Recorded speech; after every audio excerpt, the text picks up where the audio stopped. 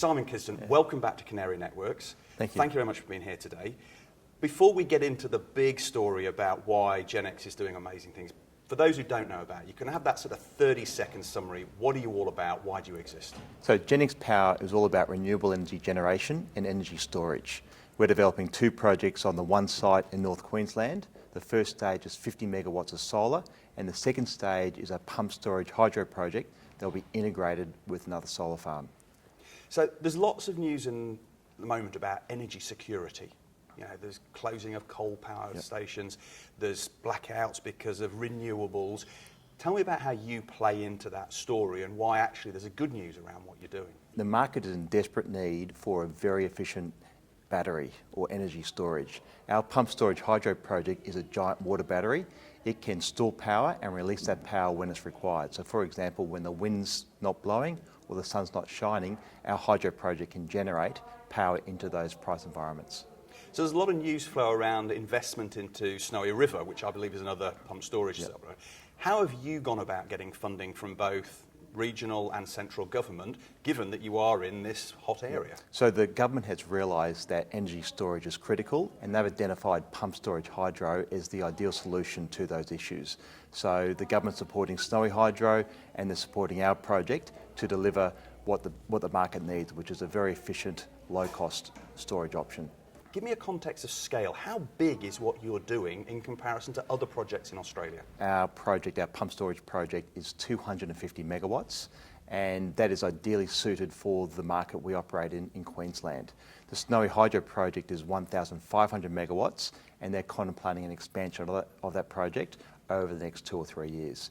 Our project is the most advanced hydro development in the country, and for that reason has got the strong support from the government. And from a solar perspective, I mean, I see adverts on the TV from all sorts of people saying how they've got big solar farms. Yep. You've got a 50 megawatt and some point in the future a 250 megawatt. Where would that position you in terms of scale? Our solar project stage 1 is big and profitable. At 50 megawatts, when built, that will be the 4th largest solar farm in the country. And given we've got a very good contract with the Queensland government, it will provide stable cash flows to the company. So tell me a bit more about those offtakes. You know, how have you managed to get those, and what are they worth to you, and how do they de-risk for the investor? So we're working very closely with the Queensland government. We secured with them a 20-year revenue guarantee from the Queensland government, and that underpins the cash flows from our solar farm for the next 20 years.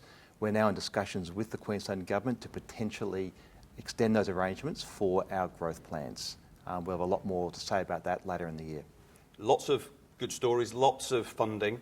When are you actually going to start turning cash? When will that initial project start generating electricity and you'll be able to start getting money from these great backers? Yep. So our stage 1 solar farm is currently under construction. We will have that generating first revenue by November this year, with full capacity achieved by January next year. So in a very short period of time from now, we'll have some very stable and strong cash flows coming back to Genex. Once you are funded, how long until you actually start generating electricity from that pump storage? So we're developing this one site in stages. The first stage will be generating cash flow by the end of this year. Our second stage solar farm will be delivering cash flow by mid-2019, and the pump storage hydro project will be fully operational by 2021. How are you positioned from a cash perspective, and how does that align to your burn? So we raised $130 million to fund the construction for stage 1. The vast majority of that was very low cost debt finance. We're in the process of spending that as we build out our solar farm stage 1. In addition to that, we've got working capital of $13 million, which is more than enough to cover us until the cash flow comes from the first stage of the solar farm. Well, Simon, obviously, I think it's exciting for lots of reasons, but from a Canary investor's perspective, what are the 3 reasons why they should actually look at you as being part of their portfolio? The first reason, we've got very, very active news flow coming this year. As we deliver government support, revenue contracts and finalise the permitting, we expect very strong uplift in our share price as we hit each one of those milestones.